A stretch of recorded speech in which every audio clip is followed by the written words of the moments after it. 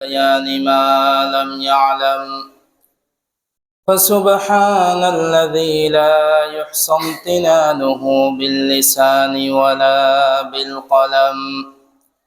نشهد أن لا إله إلا الله وحده لا شريك له، ونشهد أن سيدنا وسندنا وحبيبنا وأولانا ومولانا محمدا عبده ورسوله الذي أرسله الله تعالى بالحق بشيرا ونذيرا وداعيا إلى الله بإذنه وسراجا منيرا.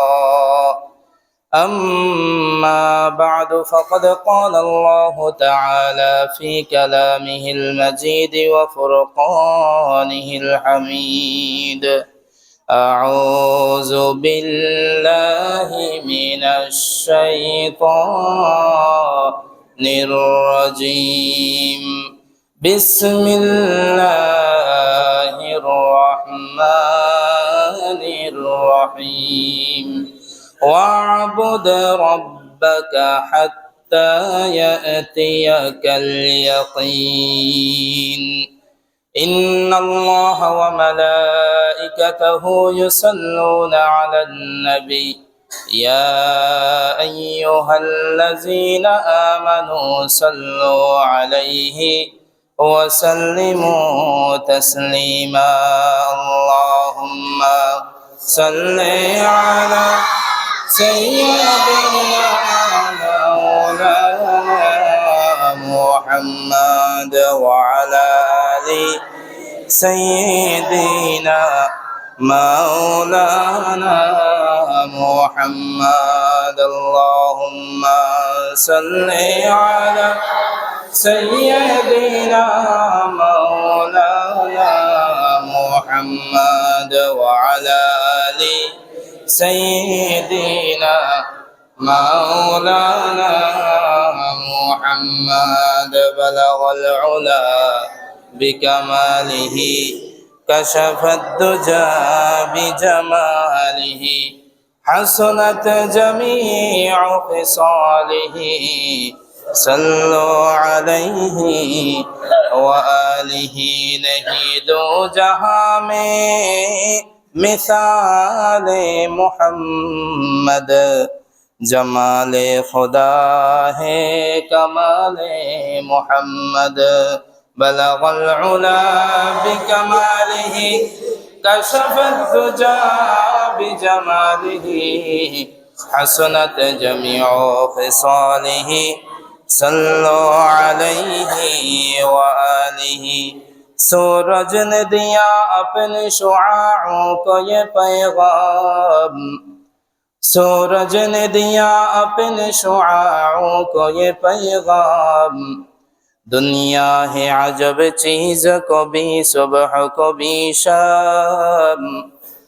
दुनिया है अजब चीज, कभी सुबह कभी शाम. दुनिया में हो दुनिया का तलबगार नहीं हो, बाजार से गुजरा हो खरीदार नहीं हो. उल्फत में बराबर है वफा हो के जफा हो. हर चीजों में लज्जत है अगर दिल में मजा हो. ला इलाहा इल्लल्लाह.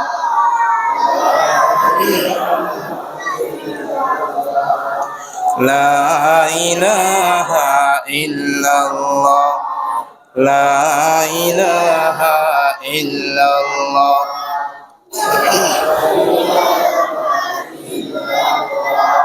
لا إله إلا الله. لا إله إلا الله. لا إله إلا الله. لا إله إلا الله. لا إله إلا الله. لا إله إلا الله. لا إله ইল্লাল্লাহু মুহাম্মাদুর রাসূলুল্লাহ সাল্লাল্লাহু আলাইহি ওয়াসাল্লাম। আলহামদুলিল্লাহ। মহান রব্বুল আলামিন আমাকে আপনাকে সুস্থ সবল রেখে আজকে একটি মহামান্বিত রজনী, আল্লাহ তাআলার পক্ষ থেকে বিশেষভাবে সাধারণ ক্ষমা এবং মুক্তির রজনীতে লাইলাতুন নিসফি মিন শাবান অর্থাৎ শবে বরাত উপলক্ষে আমরা সালাতুল ইশা জামাতের সাথে পড়েছি আলহামদুলিল্লাহ, সালাতুল মাগরিব জামাতের সাথে পড়েছি, সালাতুল আসর মাগরিব জামাতের সাথে পড়েছি, জোহর জামাতের সাথে পড়েছি, ফজর জামাতের সাথে পড়েছি। আগামীকাল আজকের রাত্রিতে যতটুকু আমল করতে পারি আর না পারি জামাতের সাথে সালাতুল ফজর পড়ার জন্য সর্বোচ্চ চেষ্টা করব, এই অঙ্গীকার রেখে আমরা আল্লাহর গোলামি এবং ইবাদত বন্দেগীর উপরে সন্তুষ্ট হইয়া আল্লাহর গোলাম হিসাবে কালিমাতুশ শুকর পড়ি আলহামদুলিল্লাহ। শবে বরাত পাইলাম, খুব আনন্দিত হইলাম। আল্লাহ তাআলা আমাদেরকে মাফ করবেন। সারা রাত ইবাদত বন্দেগী করলাম, যা আছে তাও করলাম, যা পারি তাও করলাম, যা পারলাম না সেটাও করলাম, যা করার সেটাও করলাম, যা না করার সেটাও করলাম। দেখা গেছে ফজরের নামাজটা জামাতের সাথে পড়তে পারলাম না, সারা রাত মাছ ধরলাম। ডুলা ছিদ্র হওয়ার কারণে ফজরের সময় দেখলাম যে আমার ডুলার মধ্যে একটা মাছও নাই, নাউজুবিল্লাহ।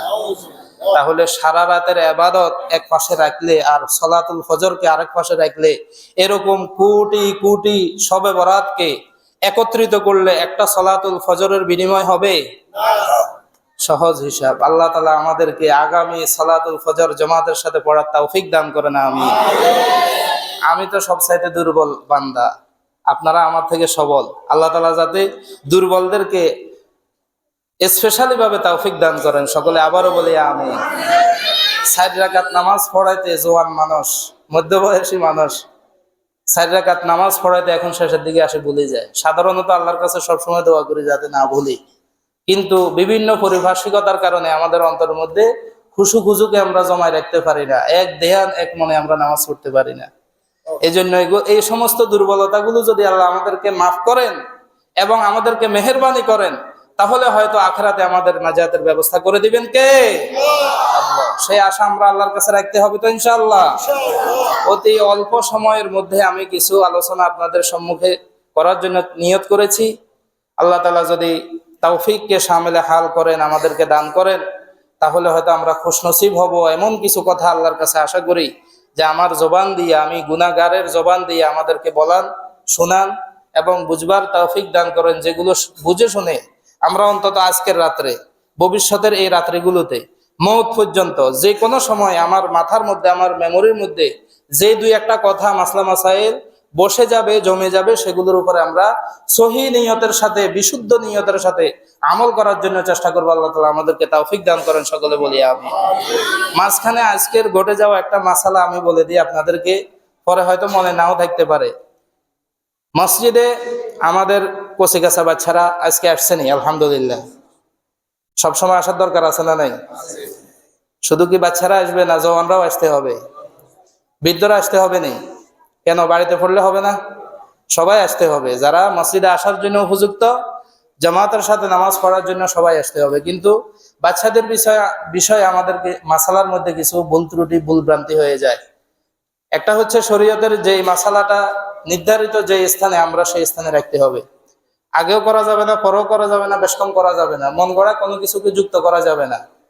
তো শরীয়তের মাসালা হচ্ছে, হাদিস শরীফের মধ্যে এসেছে, বিশ্বনবী মুহাম্মদুর রাসূলুল্লাহ সাল্লাল্লাহু আলাইহি ওয়াসাল্লাম বলেন, মুরু সুবিয়ানাকুম বিসসালাহ ইজা বালাগু 7 সিনিন।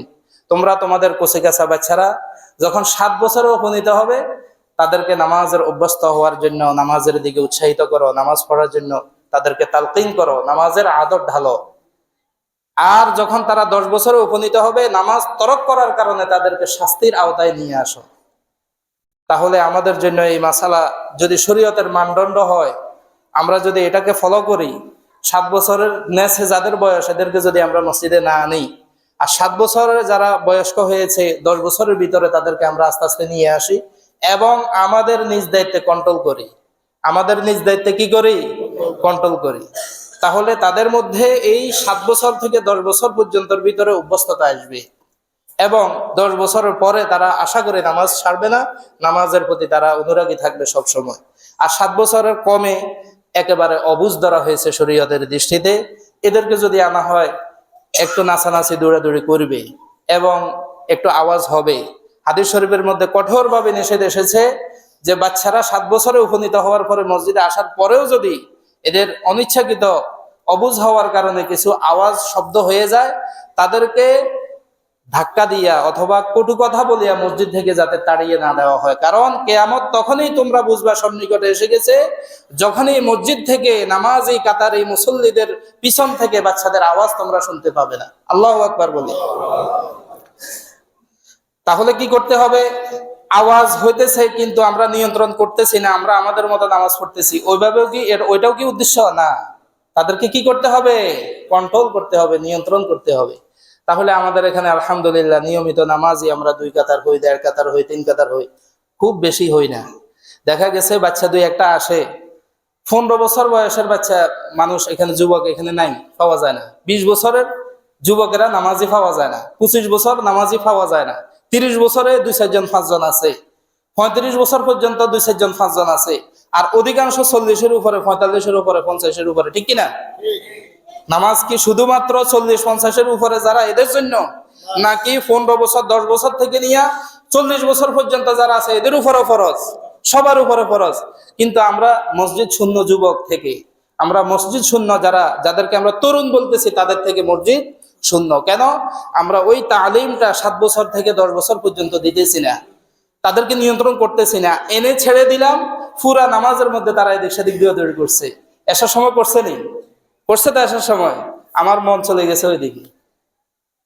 আরেকটা বিষয় খেয়াল রাখবো, আমরা যারা মুরব্বীরা আছি তারা মসজিদে নামাজের তৈয়ারি হওয়ার পর থেকে, প্রস্তুতি নেওয়ার পর থেকে মসজিদে আসা এবং মসজিদে থাকা, মসজিদ থেকে বের হওয়া পর্যন্ত এই নামাজের বিশেষ সময় আমরা নামাজ সংশ্লিষ্ট কাজকর্ম ছাড়া অন্য কাজে জড়াবো না। আমরা নিজেরাও কথা বলবো না, দেখবো ইনশাল্লাহ আমাদের বাচ্চারাও আমাদের থেকে শিখে শিখে মুখের মধ্যে তালা লাগাবে। আল্লাহর জিকিরে, আল্লাহর তেলাওয়াতে, নামাজে, তসবিহে, তাহলিলের মধ্যে তারা আমাদের থেকে দেখে শিখবে। আল্লাহ তাআলা আমাদের সকলকে আমল করার তৌফিক দান করেন, সকলে বলি আমিন। বাচ্চাদের বিষয়ে আজকে যেহেতু আওয়াজ হয়েছে, বাচ্চাদের বিষয়ে আমি যে মাসালাটা বলেছি আপনাদেরকে, আপনারা সবাই বুঝছেন না ইনশাআল্লাহ? আলহামদুলিল্লাহ, সবাই বুঝছি তো ইনশাআল্লাহ? আলহামদুলিল্লাহ। আসেন আমরা শবে বরাত নিয়ে আলোচনা করি। শবে বরাতের বিষয়ে জানার আগে, ফজিলত জানার আগে আরেকটি গুরুত্বপূর্ণ হাদিস, 1145 নম্বর হাদিস সহিহ বুখারীর মধ্যে বর্ণিত হয়েছে। বিশ্বনবী মুহাম্মদুর রাসূলুল্লাহ সাল্লাল্লাহু আলাইহি ওয়াসাল্লাম বলেন, মহান রব্বুল আলামিন ইয়ানজিলুল্লাহু তাবারাকা ওয়া তাআলা ফি কুল্লি লাইলাতিন ইলা সামাঈদ দুনিয়া ফায়াকুল ফি সুলুসিল লাইলিল আখির ফায়াকুল আলা মিন মুস্তাগফিরিন ফাগফির লাহ, আলা মিন মুবতালান ফাউআফিয়াহ, আলা কাযা হাত্তা ইয়াতলুআল ফাজর। প্রতিটি রাতে মহান রব্বুল আলামিন আল্লাহর রাসূল সাল্লাল্লাহু আলাইহি ওয়াসাল্লাম বলেন, প্রতিটি রাতে শেষ অংশে, শেষ 3 ভাগের 3য় ভাগে আল্লাহ তাআলা আরশে আজিম থেকে, ওনার অবস্থান থেকে দুনিয়ার আসমানে অবতরণ করেন। আর বনি আদমকে উদ্দেশ্য করে, ওনার বান্দাগণকে উদ্দেশ্য করে রাতের শেষ ভাগে অর্থাৎ তাহাজ্জুদের সময় বলতে থাকেন, তোমাদের মধ্যে কে আছো গুনাহগার, আমার কাছে গুনাহ থেকে মাফ চাইবা, তোমরা আমার কাছে গুনাহ থেকে মাফ চাও, আমি তোমাদেরকে মাফ করে দিব। সুবহানাল্লাহ। প্রতিটি রাতে আল্লাহ তাআলা আমাদেরকে ডাকেন, তোমাদের মধ্যে কে আছো আমার কাছে রিজিক চাইবা, আমি তোমাদেরকে রিজিক দান করব। সুবহানাল্লাহ। তোমাদের মাঝে কে আছো আমার কাছে সুস্থতা কামনা করবে, আমি তোমাদেরকে সুস্থতা দান করব। সুবহানাল্লাহ। এটা কি শুধু এক রাতে, নাকি বছরের প্রত্যেকটা রাতে? পুরা রাত্রিতে আল্লাহ তাআলা দুনিয়ার আসমানে আসেন, নাকি রাতের শেষ অংশে? রাতের শেষ অংশে, তাহাজ্জুদের সময়। তাহলে যে আল্লাহ প্রতি রাতে শেষ অংশে দুনিয়ার আসমানে আসতে পারেন, সেই আল্লাহ বিশেষভাবে, স্পেশালি ভাবে এসে বান্দাদেরকে ডাকতে পারেন, সেই আল্লাহ প্রতি রাতের বিশেষ রাতের বিশেষ সময়ে আল্লাহ তাআলা দুনিয়ার আসমানে আসতে পারেন কি পারেন না? যিনি রাতের শেষ অংশে আসতে পারেন, তিনি রাতের শুরুর অংশে আসতে পারেন কি পারেন না? প্রশ্ন হলো, হুজুর আল্লাহ তাআলা তো সব জায়গায় হাজির নাজির, আল্লাহ তাআলা তো এখনো আমাদের সাথে আছেন। আল্লাহ তাআলা আমাদের সাথে আসা এক বিষয়, আমাদের সাথে থাকা এক বিষয়, সর্বক্ষণ আমাদেরকে দেখতেছেন, আমাদের অবস্থা বুঝতেছেন। ইন্নাহু আলিমুম বিযাতিস সুদূর, আমাদের অন্তর খবর জানেন, সেটা এক বিষয়। কিন্তু স্পেশালি ভাবে আল্লাহ তাআলা দুনিয়ার আসমানে এসে মায়ার মহব্বতের সাথে তার বান্দাদেরকে গুনাহ থেকে মাপ চাওয়ার জন্য, রিজিক চাওয়ার জন্য, সুস্থতা কামনা চাওয়ার জন্য, আল্লাহর কাছে প্রার্থনার জন্য আল্লাহ তাআলা এভাবে স্পেশালি এসে ডাকা আরেকটা বিষয়। তাহলে এটি প্রতিটি রাত্রে এই হাদিস দ্বারা প্রমাণিত হয় আল্লাহ তাআলা শেষ অংশে দুনিয়ার আসমানে আসেন। আর শবে বরাত উপলক্ষে যে হাদিসটি ইবনে মাজাহ শরীফে হযরত মুআজ বিন জাবাল রাদিয়াল্লাহু তাআলা আনহু থেকে বর্ণিত হয়েছে, সেই হাদিসের মধ্যে বিশ্বনবী মুহাম্মদুর রাসূলুল্লাহ সাল্লাল্লাহু আলাইহি ওয়াসাল্লাম ইরশাদ করেন, ইয়াত্তালিউল্লাহু ফি লাইলাতিন নিসফি মিন শাবান ইলা সামাঈদ দুনিয়া ফায়াকুল আলা মিন মুস্তাগফিরিন ফাআগফির লাহ ওয়া ফি রিওয়ায়াতিন ফায়াগফিরু লিজামিঈ খালকিহি ইল্লা লিমুশরিকিন আও মুশাহিন ওয়া ফি রিওয়ায়াতিন ইল্লা লিকাতিলি নাফসিন আও মুশাহিন আও কামা ক্বালা an-নাবিয়্যু সাল্লাল্লাহু আলাইহি ওয়াসাল্লাম। বিশ্বনবী মুহাম্মদুর রাসূলুল্লাহ সাল্লাল্লাহু আলাইহি ওয়াসাল্লাম ইরশাদ করেন, লাইলাতুন নিসফি মিন শাবান অর্থাৎ অর্ধ শাবানের রজনীতে মহান রব্বুল আলামিন দুনিয়ার আসমানে অবতরণ করেন। রাতের শেষ অংশে নয়, বরং রাতের শুরুতেই অবতরণ করেন। ফজর পর্যন্ত আল্লাহ তাআলা তার গুনাহগার বান্দাদেরকে উদ্দেশ্য করে বলতে থাকেন, তোমাদের মধ্যে কে আছো আমার কাছে গুনাহ থেকে মাপ চাইবা? তোমাদের মধ্যে কে আছো অসুস্থ আছো আমার কাছে সেবা কামনা করবা? তোমাদের মাঝে এরকম কে আছো রিজিকের অভাব অনটন পেরেশানির মধ্যে আছো, রিজিক নিয়া টেনশনে আছো, পরিবার পরিজন নিয়া দুঃখ কষ্টের মধ্যে আছো, আমার কাছে রিজিক প্রার্থনা করবা, আমি তোমাদেরকে রিজিক দান করব। যখন কোন বনি আদম ইখলাসের সাথে আন্তরিকতা নিয়ে মাগফিরাত হাসিল করার উদ্দেশ্যে, রিজিক চাওয়ার উদ্দেশ্যে মহান রব্বুল আলামিনের কাছে সুস্থতা কামনায় আল্লাহর কাছে দুই হাত উঠাইয়া গভীর রজনীতে একাকী নিরিবিলি আল্লাহর সাথে বিশেষ কথাবার্তা বলিয়া, আল্লাহর সাথে সম্পর্ক কায়েম করিয়া স্থাপন করিয়া, দিলকে নরম করিয়া, গুনাহের কথা স্মরণ করিয়া, নিজকে কমজোর মনে করিয়া আল্লাহ তাআলাকে রাজ্জাক হিসাবে কবুল করিয়া আল্লাহর কাছে প্রার্থনা করবে, মহান রব্বুল আলামিন তার ডাকে সাড়া প্রদান করবেন। সুবহানাল্লাহ। সেই বিশ্বাস আমাদের অন্তরে রাখার দরকার আছে না নাই? আমাদের কেউ কি রাজ্জাক আছে? আমাদের কেউ কি খালেক আছে? আমাদেরকে জীবিতকারী, আমাদেরকে হায়াত দানকারী, আমাদের হায়াত বৃদ্ধিকারী কেউ কি আছেন? আমাদেরকে যে কোনো সময় মৃত্যু দানকারী কেউ কি আছেন? আমাদের সমস্ত সমস্যার সমাধানকারী কেউ কি আছেন? তিনি কে? আল্লাহ। সেই বিশ্বাস, সেই ঈমান, সেই ইয়াকিন আমাদের অন্তরে রাখতে হবে যে আল্লাহ সবে কদরে, সবে বারাতে আমাদেরকে মাফ করতে পারেন, সেই আল্লাহ সবে বারাত ছাড়া যে কোনো সময় আমাদেরকে মাফ করতে পারেন, যে আল্লাহ পবিত্র রমজান মাসে আমাদের জন্য বিশেষ প্রার্থনা, বিশেষ মাগফিরাত রেখেছেন, ইতকু মিনান নার রেখেছেন, সেই আল্লাহ পুরো বছরের বাকি 11টা মাসও রেখেছেন। বিষয়টা পার্থক্য কি? পার্থক্য হলো আমি আপনাদেরকে আমাদের সামাজিক একটা বিষয় দিয়া দেখাই। গত 2-3 দিন আগে আমাদের এই ফেনী অঞ্চলে গ্যাস কয়েকদিনের জন্য বন্ধ ছিল নি? গ্যাস কি আসলেই সংকট অথবা যে কোনো কারণে যে কোনো জটিলতায় বন্ধ হয়ে গেছে এরকমও তো হতে পারে। কিন্তু গ্যাসের লাইনগুলো আমাদের ঘরে ছিল নাকি লাইনও বিচ্ছিন্ন হয়ে গেছে? লাইন ছিল না? লাইন আছে কিন্তু গ্যাসের সাপ্লাই বন্ধ। কি বলেন? গ্যাসের সাপ্লাই বন্ধ। গ্যাসের সাপ্লাই হলে আবার গ্যাস হয়তো কম অথবা বেশ স্বাভাবিক নিয়মে অথবা অস্বাভাবিক নিয়মে গ্যাস পাইতাম। আবার গ্যাসের লাইন যদি মোটা হয় তাহলে চিকন হয়, মধ্যম ধরনের হয়।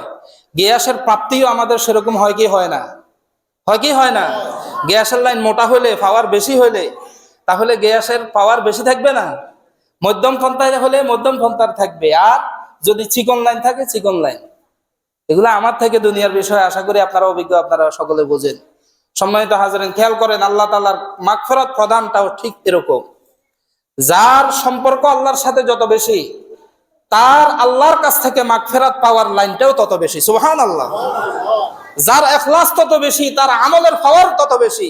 প্রত্যেক মানুষ জোহরের নামাজ পড়ি, আসর পড়ি, মাগরিব পড়ি, এশা পড়ি, ফজর পড়ি, রোজা রাখি, সাদকা করি, কিন্তু আল্লাহর কাছে প্রত্যেক মানুষের ইবাদতের মর্তবা সমান হয় না। কিসের দ্বারা পার্থক্য হয়? ইখলাসের দ্বারা পার্থক্য হয়। যার ইখলাস যে পরিমাণ বেশি, আল্লাহর কাছে সেই পরিমাণ তার আমলের কবুলিয়ত বেশি। সুবহানাল্লাহ।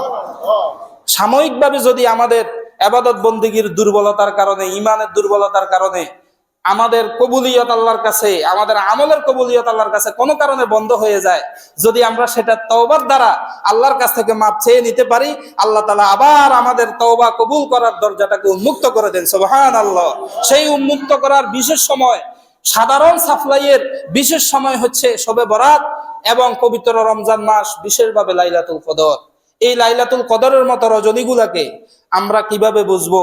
হাদিস শরীফের মধ্যে বিশ্বনবী মুহাম্মদুর রাসূলুল্লাহ সাল্লাল্লাহু আলাইহি ওয়াসাল্লাম বলেন, ফায়াগফিরু লিজামিই খালকিহি। এক riwayat-এর মধ্যে এটা বলেছেন যে আল্লাহ তাআলা সমস্ত মাখলুককে maaf করে দেন। সুবহানাল্লাহ। তাহলে একটা সাধারণ মাফ আছে যেটা বনি আদম চাইলেও মাফ, না চাইলেও মাফ। সুবহানাল্লাহ। আল্লাহ তাআলা কত বড় মেহেরবান। আমরা যদি এই রাত্রে আল্লাহর কাছে বিশেষভাবে মাগফিরাত নাও চাই, আল্লাহ তাআলা আমাদেরকে সাধারণ ক্ষমা দান করেন। এরকম কিফটা মানুষ, কঞ্জুস মানুষ হয়, আল্লাহ তাআলা সাধারণ ক্ষমা আমাদেরকে দিতেছেন, কিন্তু আমরা নিতেছি না, নিতে চাই না। এরকম হতে পারে? পারে না। সম্মানিত হাজরিন, পার্থক্য এটা। অন্য যে কোনো রাতের সাথে, শবে বরাতের সাথে, অর্থাৎ লাইলাতুন নিসফি মিন শাবানের সাথে পার্থক্য এতটুকু যে আল্লাহ তাআলা শেষ রজনীতে না এসে এই রাত্রিতে, রাতের শুরু ভাগ থেকে ফজর পর্যন্ত মাগফিরাত দান করতে থাকেন। তাহলে সেই সাধারণ মাগফিরাত আমাদের দরকার আছে না নাই? নেওয়ার দরকার আছে না নাই? কেউ কেউ আপত্তি করেছেন যে লাইলাতুন নিসফি মিন শাবান তথা আমাদের প্রচলিত সমাজের মধ্যে যে আমরা শবে বরাত উদযাপন করি, যে তরিকায় উদযাপন করি, সেটা নিয়ে আপত্তি তোলার সুযোগ আছে, কিন্তু সরাসরি লাইলাতুন নিসফি মিন শাবান অর্থাৎ শবে বরাতকে অস্বীকার করার কোনো সুযোগ নাই। কারণ আল্লাহ তাআলা তো দুনিয়ার আসমানে প্রতি রাতেই আসেন, শেষ ভাগে আসেন আর কি। এই শাবান মাসের অর্ধ মাসে আল্লাহ তাআলা প্রথম ভাগে, রাত্রের প্রথম ভাগ থেকে ফজর পর্যন্ত আসেন। পার্থক্য এতটুকু। এখন চাওয়ার দরকার, আপনার আর আমার মাগফিরাত দরকার আছে কিনা, আমি আল্লাহর কাছে চাইবো কিনা, বারাতের দরকার আছে কিনা, আমি আল্লাহর কাছে চাইবো কিনা। যদি আমরা অস্বীকার করতে করতে লাইলাতুন নিসফি মিন শাবানকে এটাই বলি যে আল্লাহ তাআলা তো আসে না, হুদ একটা আনুষ্ঠানিকতা বাহির করে ফেলছে, ওনারা এগুলাই করেন, তারপরে অহেতুক যেটা শরীয়তের ভিতরে নাই একেবারে ছেড়ে দিলাম, গাফিল হয়ে গেলাম, তাহলে আমরা সাধারণ ক্ষমা থেকে বঞ্চিত হইলাম। অস্বীকার করতে করতে এরকম আমাদের অন্তরের মধ্যে হয়তো চিলমোহর মেরে যাবে যে আমরা আল্লাহর যেটা আসল মাগফিরাত আছে সেই মাগফিরাত থেকে বঞ্চিত হয়ে যাব। নাউজুবিল্লাহ। এজন্য ছাড়াছাড়ি করা যাবে না। কি করা যাবে না? ছাড়াছাড়ি করা যাবে না। আবার বাড়াবাড়ি করা যাবে না যে এই রাতের মধ্যে আমরা আল্লাহর কাছে মাপ চাইবো, আল্লাহর কাছ থেকে মাগফিরাত চাইবো, আল্লাহর কাছ থেকে নফল ইবাদত বন্দেগীর মাধ্যমে আমরা আল্লাহর কাছ থেকে রেজামন্দি অর্জন করব।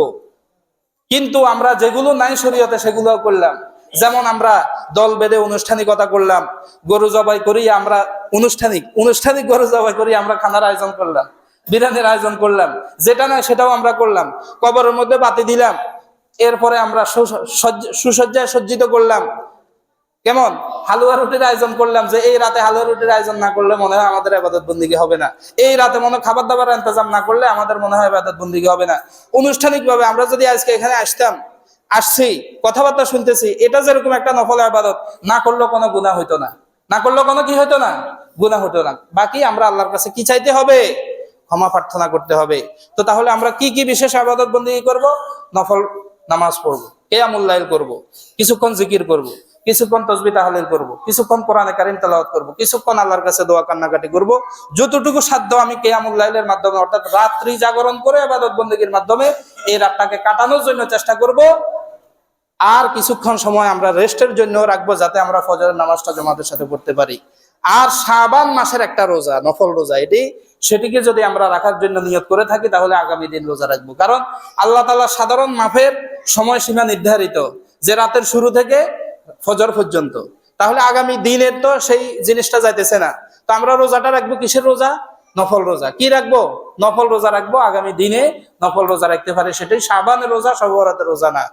এজন্য অনেক ওলামায়ে কেরামগণ তারতিব দিয়েছেন যে যেহেতু এটি 14 তারিখে পড়ে, সেই হিসাবে আইয়ামে বীজ যদি 3টা রোজা আমরা রাখি, তাহলে 13 তারিখ, 14 তারিখ, 15 তারিখ 3টা রোজার ভিতরে শবে বরাত উপলক্ষে 15 শাবানে আমরা যে রোজা রাখি, সেটাও আইয়ামে বীজের 3টা রোজার মধ্যে অন্তর্ভুক্ত হয়ে যায়। আর যদি ভাগ্য ভালো হয় সোমবার দিন পড়ে, তাহলে সোমবার দিন সাপ্তাহিক রোজা হয়ে যায়। আল্লাহ রাসূল সাল্লাল্লাহু আলাইহি ওয়াসাল্লাম সারা জীবন আমৃত্যু সোমবারের রোজাতে তিনি রেখেছেন, যেহেতু ওই দিনে ওনার উপরে কোরআনে কারীম নাজিল হয়েছে, ওই দিনে তিনি জন্ম লাভ করেছেন, ওই দিনে তিনি ইন্তেকাল করেছেন। এজন্য প্রতি সপ্তাহ সোমবার দিন আল্লাহ রাসূল সাল্লাল্লাহু আলাইহি ওয়াসাল্লাম রোজা রেখেছেন। আর যদি বৃহস্পতিবার পড়ে, তাহলে সুন্নত রোজা, প্রত্যেক সপ্তাহের সুন্নত রোজা। সাপ্তাহিক সুন্নত রোজা কয়টা? সবাই বলেন কয়টা? সোমবার দিন আর কি দিন? বৃহস্পতিবার দিন। এই 2 দিনের কোনো একদিন যদি লাইলাতুন নিসফি মিন শাবান পড়ে যায়, তাহলে আমাদের রোজাটা সাপ্তাহিক রোজা হিসেবে আদায় হয়ে যাবে, একের ভিতরে কয়েক অন্তর্ভুক্ত হয়ে যাবে। আর আইয়ামে বীজের রোজা হিসাবে যদি আমরা 3টা রাখি, তাহলেও আইয়ামে বীজের রোজাও আদায় হয়ে যাবে, অর্ধ শাবানের রোজাটাও আদায় হয়ে যাবে। এই জন্য আমরা যারা গত 2 দিন রোজা রেখেছি, আলহামদুলিল্লাহ আগামীকালকে রোজা রাখবো। গত একদিন, আগামীকাল এর পর দিন 13 তারিখ, 14 তারিখ, 15 তারিখ, সোমবার, মঙ্গলবার, বুধবার। আর যারা আমরা রাখি না, ইনশাল্লাহ আগামীকাল নফল হিসাবে, ফরজ না নফল হিসাবে আমরা রোজা রাখার জন্য চেষ্টা করব। আমার কাছে, আমার দৃষ্টিতে আরো একটা বিষয় এসেছে যে আমাদের গত রমজানে বা এর আগের রমজানে বা পুরো জীবনের কোন রমজানের কাজা রোজাও যদি থাকে, কি রোজাও থাকে, কাজা রোজাও যদি থাকে, তাহলে আমরা এই কাজা রোজার নিয়তটা এই দিনগুলোর ভিতরে করে ফেললে একসাথে কাজা রোজাও আদায় হয়ে যাবে। সুবহানাল্লাহ। তাহলে সুযোগ বিস্তৃত, দরকার হচ্ছে শুধু গ্রহণ করার। আল্লাহ তাআলা আমাদেরকে গ্রহণ করার তৌফিক দান করেন, সকলে বলি আমিন। তাহলে আমরা বিশেষ বিশেষ কি কি আমল করব? নফল নামাজ পড়বো আজকে রাত্রে। কত রাকাত পড়বো? 2 রাকাত পড়েন। কত রাকাত পড়বো? 4 রাকাত পড়ি, 6 রাকাত পড়ি, 8 রাকাত পড়ি, 10 রাকাত পড়ি, 20 রাকাত পড়ি, 30 রাকাত পড়ি, যতটুকু সাধ্যে কুলায়। কোন সূরা দিয়ে পড়বো? অন্য যে কোনো নফল নামাজ যে সূরা দিয়ে আমরা পড়ি সেই সূরা দিয়ে পড়লে হবে। আর সূরা ফাতিহার সাথে একটা সূরা মিলাবো। যদি আমার কাছে ভালো লাগে প্রথম রাকাতে সূরা বাকারার প্রথম কয়েকটা আয়াত পড়বো। যদি আমার কাছে ভালো লাগে দ্বিতীয় রাকাতে সূরা বাকারার শেষ 2টা আয়াত তেলাওয়াত করব, কারণ শেষ 2টা আয়াতের ফজিলত অনেক বেশি। যদি আমার মন চায় তাহলে সূরা ইয়াসিন প্রথম রাকাতের মধ্যে তেলাওয়াত করব, অসুবিধা নাই। জরুরি মনে করলে অসুবিধা যে প্রথম রাকাতে সূরা ইয়াসিন দিয়েই পড়তে হবে, দ্বিতীয় রাকাতে কুল হুয়াল্লাহু শরীফ দিয়েই পড়তে হবে, জরুরি মনে করলে অসুবিধা। আর আমার মন চাইতেছে প্রথম রাকাতে আয়াতুল কুরসি দিয়া পড়বো, দ্বিতীয় রাকাতে আসমায়ে হোসনা বিশিষ্ট যে আয়াতগুলো আছে সেই আয়াতগুলো দিয়া পড়বো, আমার আবেগের বিষয়। আমার মন চাইতেছে, আমার দিল নরম হয় এই সূরাটা পড়লে, সূরা রহমান তেলাওয়াত করলে আমার দিলটা নরম করে দেন কে? আমার মন চাইতেছে আমি প্রথম রাকাতে আলহামদুলিল্লাহ আমি পারি সূরা ইয়াসিনটা পড়লাম, দ্বিতীয় রাকাতে সূরা রহমানটা পড়লাম, বাধা নিষেধাজ্ঞা নাই, বাকি জরুরিও নাই যে এই রাকাতে এই সূরা দিয়ে পড়তে হবে, 10 বার কুল হুয়াল্লাহু শরীফ পড়তে হবে, এই ধরনের কোনো জরুরি বিষয় নাই। অন্য যে কোনো 2 রাকাত নফল নামাজের মতো সবে বরাতের মধ্যে আমরা নফল নামাজ পড়বো। আল্লাহ তাআলা আমাদেরকে তৌফিক দান করেন, সকলে বলি আমিন। জিকির করব, কিছুক্ষণ 6 তাসবিহ আমল করব। আমরা অনেকে আলহামদুলিল্লাহ 6 তাসবিহ আমল, 6 তাসবিহ আমল করি। জিকির করব আমরা, লা ইলাহা, খতমে তাহলিল পড়বো, লা ইলাহা ইল্লাল্লাহ, লা ইলাহা ইল্লাল্লাহ প্রতি 100 বার শেষ করার পরে লা ইলাহা ইল্লাল্লাহ মুহাম্মাদুর রাসূলুল্লাহ সাল্লাল্লাহু আলাইহি ওয়াসাল্লাম। আপনি পড়ে দেখেন, মহব্বতের সাথে পড়ে দেখেন।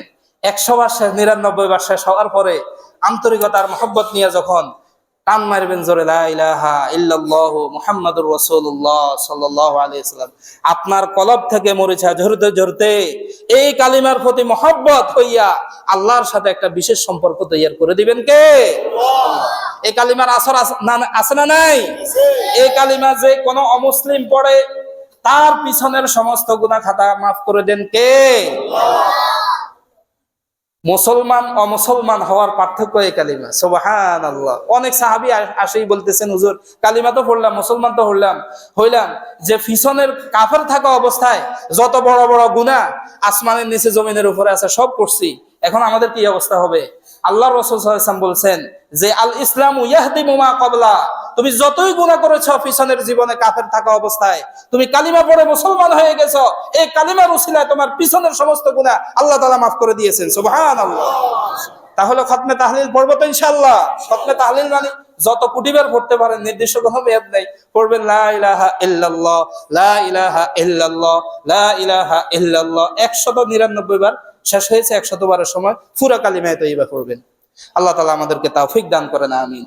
আরো একটা গুরুত্বপূর্ণ আমল, যে কোনো সময়ের, শুধু এই রাতের জন্য বিশেষিত না, আমরা মৌসুম আসলে ফজিলত বেশি এই জন্য এই রাতের কথা বলি, অর্থাৎ এই রাত যেহেতু ফজিলতের, আমাকে ইবাদত বন্দেগীতে কাটাইতে হবে। কাজা নামাজ দিয়া হোক, নফল নামাজ দিয়া হোক, যে কোনো নামাজ দিয়া হোক, তেলাওয়াত দিয়া হোক, জিকির দিয়া হোক, তাসবিহ দিয়া হোক, তাহলিল দিয়া হোক, এই জন্য আমরা এই কথাগুলো বলি যে জীবনে লাইফে একটা বার অন্তত সালাতুত তাসবিহ আমাদের কোষাগারে, আমাদের আমল নামার মধ্যে থাকার দরকার আছে না নাই? অনেকে শুধু নাম জানি, কিভাবে পড়ে সেটা জানি না। সালাতুত তাসবিহ বলতে কোন নামাজ সেটাও আমরা বুঝি না। যা আছে সেটার ব্যাপারে আমরা গাফেল, উদাসীন, আর যা নাই সেটাকে আমরা মুসরিয়ে কসলিয়ে কোনোভাবে ছাই কি করা যায়নি, বাজারজাত করা যায় কিনা? আল্লাহু আকবার। আল্লাহ রাসূল সাল্লাল্লাহু আলাইহি ওয়াসাল্লামের কাছে কাফের মুশরিকদের উপস্থিতিতে সবচেয়ে বেশি কাছের মহব্বতের ছিল ওনার চাচারা, যারা ওনার পক্ষে ছিল, ঠিক কিনা? হযরত আব্বাস রাদিয়াল্লাহু তাআলা আনহু আল্লাহ রাসূলের ওই কঠিন সময় কত বেশি প্রিয় ছিল একটু চিন্তা করে দেখেন তো। হযরত হামজা রাদিয়াল্লাহু তাআলা আনহু আল্লাহ রাসূল সাল্লাল্লাহু আলাইহি ওয়াসাল্লামের চাচা, যে সময় আল্লাহ রাসূলের সবাই বিরোধী ওই সময় ওনার কাছে ছিল, মহব্বতের ছিল, তাইলে কি পরিমাণ মহব্বতের আন্তরিক ছিল। হযরত আব্বাস রাদিয়াল্লাহু তাআলা আনহুকে বলেন, ইয়া আম্মা, হে আমার চাচা, আপনাকে আমি একটা মহব্বত থেকে, আন্তরিকতা থেকে একটা কথা বলি, একটা আমলের কথা বলি, 10টা নাকি আমলের কথা একসাথে আমি জোট করে আপনাকে বলি যে আপনি যদি এই আমলটা পুরা জীবনে পড়ে প্রত্যেক দিন পারেন একবার করবেন, প্রত্যেক দিন যদি পারেন এই নামাজটা সালাতুত তাসবিহটা একবার পড়বেন, যদি প্রতিদিন না পারেন প্রতি সপ্তাহে একবার পড়বেন, প্রতি সপ্তাহে না পারেন প্রতি মাসে একবার পড়বেন, প্রতি মাসে না পারেন পুরা বছরে একবার হলেও পড়বেন, পুরা বছরে না পারলে পুরা জীবনে হলেও একবার পড়বেন। কারণ এই নামাজটা যদি আপনি একবার পড়তে পারেন, আল্লাহ তাআলা আপনার সারা জীবনের সামনের গুনাহ, পিছনের গুনাহ, ছোট গুনাহ, বড় গুনাহ, সমস্ত গুনাহ খাতাগুলোকে মাফ করে দিবেন। সুবহানাল্লাহ। সেই নামাজটা আমাদের পড়ার দরকার আছে না নাই? দুর্ভাগ্যজনক হলেও সত্য যে আমাদের অনেকের জীবনে একবারও নাই এটা। আবার অনেকের জীবনে আলহামদুলিল্লাহ অনেকগুলো আছে। আলহামদুলিল্লাহ, আল্লাহ তাআলা কবুল করেন, সকলে বলি আমিন। আমরা কি টুটাফাটা না আমল করি আর না করি, হয়তো আল্লাহ তাআলা নাজাতের যদি জরিয়া হিসেবে যে কোনো একটা উসিলা, যে কোনো একটা সবব, রহমতে হক বাহানা মিজুয়ত, হয়তো একটা সালাতুত তাসবিহ দ্বারা আমাদের কি হয়ে যাবে, নাজাতের ব্যবস্থা হয়ে যাবে। সম্মানিত হাজিরিন, সালাতুত তাসবিহ মানে তাসবিহের নামাজ, অন্য যে কোনো 2 রাকাত নামাজের মতোই নামাজ, বাকি আমাদেরকে এই নামাজের মধ্যে নির্দিষ্ট সংখ্যার একটা তাসবিহ পড়তে হবে। কি তাসবিহ সেটি? সুবহানাল্লাহি ওয়াল হামদুলিল্লাহি ওয়ালা ইলাহা ইল্লাল্লাহু আল্লাহু আকবার। আসমানের নিচে, জমিনের উপরে, মানব জাতির মুখ দিয়া, সমস্ত মাখলুকের মুখ দিয়া যেই ধরনের কথাবার্তা উচ্চারিত হয়, যেই ধরনের শব্দ উচ্চারিত হয়, যেই ধরনের শব্দ, আওয়াজ, হরফ, অক্ষর, সরে আ ক খ উচ্চারিত হয়, এ বি সি ডি উচ্চারিত হয়, মানব জীবনের, সাংসারিক জীবনের, ব্যক্তিগত জীবনের, রাষ্ট্রীয় জীবনের, দুনিয়ার শুরু থেকে শেষ পর্যন্ত মানব জাতির মুখ দিয়ে যে সমস্ত শব্দগুলো উচ্চারিত হয়, সমস্ত শব্দ, সমস্ত কথাবার্তা, সারা দুনিয়ার সমস্ত মাখলুকের কথাবার্তা, আওয়াজগুলোকে যদি এক পাল্লায় রাখা হয়, আর এক সুবহানাল্লাহকে যদি আরেক পাল্লায় রাখা হয়, এই সুবহানাল্লাহর মর্তবা কোটি কোটি গুণ বেশি আল্লাহর কাছে দামি হয়ে যাবে। সুবহানাল্লাহ। আল্লাহর কাছে সবচাইতে বেশি দামি শব্দ সুবহানাল্লাহ, সবচাইতে বেশি শব্দ আলহামদুলিল্লাহ, সবচাইতে বেশি দামি শব্দ আল্লাহু আকবার, সবচাইতে বেশি শব্দ লা ইলাহা ইল্লাল্লাহ। কয়টা শব্দ? 4টা শব্দ। কয়টা শব্দ? এগুলাকে বলা হয়েছে কানজুন তাহতাল আরশি, আরশের সবচাইতে বড় খাজানা। কানজুন মিন কুনুজিল জান্নাত, জান্নাতের সবচাইতে বড় খনিজ সম্পদ সুবহানাল্লাহ, জান্নাতের সবচাইতে বড় খনিজ সম্পদ আলহামদুলিল্লাহ। আমরা তো মনে করি খনিজ সম্পদ হয়েছে কি? গ্যাস। খনিজ সম্পদ তেল। এই যে তেলের জন্য আর গ্যাসের জন্য কত বড় বড় সুপার পাওয়াররা পাগল হয়ে গেছে, দেখছেন না আপনারা? দেখছেন না, জানেন না? পাগল হয়ে গেছে, পুরা মাথার ভিতরে সবগুলো ডিজেল আর পেট্রোল ঢুকে গেছে, তেলের খনিজ ঢুকে গেছে। এই জন্য এক রাষ্ট্র আরেক রাষ্ট্রের উপরে হামলা দিতেছে। খনিজ সম্পদ মনে করছে এটা, আসলে খনিজ সম্পদ কি? সুবহানাল্লাহ। খনিজ সম্পদ কি? আলহামদুলিল্লাহ। খনিজ সম্পদ কি? আল্লাহু আকবার, লা ইলাহা ইল্লাল্লাহ। তাহলে আমরা 4 রাকাত পড়বো। কয় রাকাত পড়বো নামাজ? সালাতুত তাসবিহ। নামাজের নাম কি? সালাতুত তাসবিহ। 4 রাকাত। কয় রাকাত? 4 রাকাত। ব্যাখ্যার মধ্যে আসছে যে দিনে যদি এই নামাজটা পড়ি তাহলে 2 রাকাত 2 রাকাত, আর রাতে যদি পড়ি উত্তম হয়েছে একসাথে 4 রাকাত। একসাথে কয় রাকাত? 4 রাকাত। যাক, আমরা ওই ব্যাখ্যার দিকে না যাই, যেহেতু আমরা পড়বো ইনশাআল্লাহ 4 রাকাত একসাথে পড়লে কোনো অসুবিধা নাই। 4 রাকাতেই আমরা একসাথে পড়ি। প্রত্যেক রাকাতের মধ্যে এই তাসবিহটা আমাদেরকে 75 বার করে পড়তে হবে। কতবার? 75 বার। হিসাব একদম সহজ। আমরা প্রত্যেক রাকাতে যদি 75 বার করে পড়ি, 4 রাকাতে কতবার হবে? 300 বার। কতবার? 300 বার। আমি আপনাদেরকে সংক্ষেপে দেখাই। নামাজের জায়গায় দাঁড়িয়ে দোয়া পড়ে, ইন্নী ওয়াজহাতু ওয়াজহিয়াল্লাযী ফাতারাস সামাওয়াতি ওয়াল আরদা হানিফা ওয়া মা আনা মিনাল মুশরিকিন দোয়া পড়ে আমরা তাকবীরে তাহরিমা বলে আল্লাহু আকবার বলে নিয়ত করব। আমরা কি পড়বো? প্রথমে সানা পড়বো, এরপরে 15 বার পড়বো সুবহানাল্লাহ আলহামদুলিল্লাহ ওয়ালা ইলাহা ইল্লাল্লাহু আল্লাহু আকবার। কতবার? 15 বার। তাহলে ওই 75 থেকে 15 মাইনাস দিয়ে দেন, আর কত আছে? 60। আর কত? 60। এই বাকি সেজদা সেজদা থেকে আবার দ্বিতীয় রাকাতে ওঠা পর্যন্ত এই 60 বার 6টা স্টেপে আমরা শেষ করব। তাহলে রুকুতে যাওয়ার আগে আরো 10 বার সূরা কেরাত পড়লাম, সূরা ফাতিহা পড়লাম, একটা কেরাত পড়লাম। রুকুতে যাওয়ার আগে কয়বার? 10 বার। কতবার গেছে? 25 বার। রুকুর তাসবিহ শেষ করে রুকুতে যাব, তাসবিহ শেষ করে কতবার? 10 বার, 35 বার। রুকু থেকে দাঁড়িয়ে সামি আল্লাহু লিমান হামিদা রব্বানা লাকাল হামদ হামদান কাসীরান তাইয়িবান মুবারাকান ফি, এটা বলে আমরা আরো কয়বার পড়বো? 10 বার। কতবার হয়েছে? 45। আমরা প্রথম সেজদায় যাব, সেজদার তাসবিহ শেষ করে কতবার? 10 বার। কতবার হয়েছে? 55। এরপরে আমরা দ্বিতীয় দুই সেজদার মাঝখানে 10 বার, দ্বিতীয় সেজদা কতবার? 10 বার। 10 এ 10 কত? 75 বার। আবার বলবো আল্লাহু আকবার বলে সানা পড়ে কতবার? 15 বার। সূরা ফাতিহা এবং একটা সূরা মিলাইয়া রুকুতে যাওয়ার আগে কতবার? 10 বার। রুকুতে গিয়ে কতবার? রুকু থেকে উঠে কতবার? প্রথম সেজদায় কতবার? দুই সেজদার মাঝখানে কতবার? বসে বসে 10 বার। দ্বিতীয় সেজদায় কতবার? 10 বার। কতবার হয়েছে? 75 বার। ঠিক আছে না ইনশাআল্লাহ? দ্বিতীয় রাকাতেও এভাবে পড়বো। দ্বিতীয় রাকাতে বৈঠকের মধ্যে আর আমাদেরকে পড়তে হবে না। দ্বিতীয় রাকাত বৈঠক শেষ করে আমরা আবার উঠবো, প্রত্যেক রাকাতে এভাবে পড়বো। চতুর্থ রাকাতে গিয়ে আখেরি বৈঠকেও আমরা বসার আগে আগে তাশাহুদ পড়ার আগে আগে আমাদের শেষ হয়ে যাবে, তাশাহুদ পড়ে সালাম ফিরে ফেলবো। এটা আমার কাছে বেশি সহজ হয়। আর অন্য হিসাবটা না বললে এখন আমরা অনেকেই বেড়ে যাব। তাহলে সানার পরে কতবার? 15 বার। সূরা ফাতিহা সূরা কেরাতের পরে 10 বার। রুকুতে কয়বার? 10 বার। রুকু থেকে উঠে 10 বার। প্রথম সেজদায় 10 বার, দুই সেজদার মাঝখানে 10 বার, দ্বিতীয় সেজদায় 10 বার। 75 বার হয়ে যাবে। আল্লাহ তাআলা আমাদেরকে এই বিশেষ আমলটাও করার জন্য তৌফিক দান করেন, সকলে বলি আমিন। আরো একটা আমল আছে, আমি আপনাদেরকে বলি। আজকের এই সাধারণ ক্ষমার রাতে বিশেষ বিশেষ সময়গুলোতে আমরা আমাদের মুরব্বীদেরকে স্মরণ করার দরকার আছে না নাই? এটা কি আনুষ্ঠানিক হবে না নন আনুষ্ঠানিক হবে? নন আনুষ্ঠানিক। হাদিস শরীফের মধ্যে এসেছে আল্লাহু আকবার, আল্লাহর রাসূল সাল্লাল্লাহু আলাইহি ওয়াসাল্লামকে তালাশ করে পাওয়া যাইতেছে না। তালাশ করে পাওয়া যাইতেছে না। এদিক সেদিক দেখার পরে ওনাকে পাওয়া গেছে কোথায়? জান্নাতুল বাকিতে। এই জন্য একাকী যাব, নির্জনে যাব। আমার বাবা, আমার মা, আমার আত্মীয়, দরদটা কার বেশি থাকবে? আমার বেশি থাকবে। আমরা যে দল বেঁধে যাই তালিমের জন্য যাই, শিক্ষার জন্য যাই, আসলে এইভাবে যাওয়া ঠিক না। আল্লাহ তাআলা আমাদেরকে আমাদের মুরব্বীদেরকে স্মরণ করে ইসালে সওয়াব করা তৌফিক দান করেন, সকলে বলি আমি। কবরে গেলে ইসালে সওয়াব হবে না, এখানে বসে পড়লেও হবে। ঘরে বসে পড়লে হবে নি, শুয়ে শুয়ে পড়লে হবে নি, হবে। যদি পারি যাব। রাতেও মাঝে মধ্যে কবরে যাওয়ার দরকার আছে না নাই? একটু টেস্ট করে দেখিয়ে আর কি, যে রাতে কিছুক্ষণ কবরে থাকতে পারেননি একা একা। মারা যাওয়ার পরে তো আমাদেরকে চিরস্থায়ী ভাবে থাকতে হবে।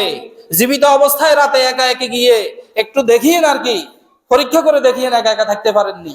দুনিয়ার মায়া মহব্বত, বাড়ি গাড়ি নারী প্রভাব প্রতিপত্তি সবকিছুর মহব্বত সবকিছুকে অন্তর থেকে ঝেড়ে দিয়া এই নির্জন কবরে আমি একা একা থাকতে পারবো কিনা, এটা চিন্তা করার দরকার আছে না নাই?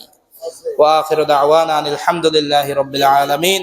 যে কথাগুলো বলেছি ভুল ভ্রান্তি মাফ করিয়া আল্লাহ তাআলা আমাদের এই কথাগুলোর উপরে সঠিক বুঝ দান করিয়া আমল করার তৌফিক দান করেন, সকলে বলি আমিন। দুরূদ শরীফ পড়ি। আল্লাহুম্মা সাল্লি আলা সাইয়্যিদিনা মাওলানা মুহাম্মদ ওয়া আলা আলি সাইয়্যিদিনা মাওলানা মুহাম্মদ। আল্লাহুম্মা সাল্লি আলা সাইয়্যিদিনা মাওলানা মুহাম্মদ ওয়া আলা আলি মাওলানা মুহাম্মদ।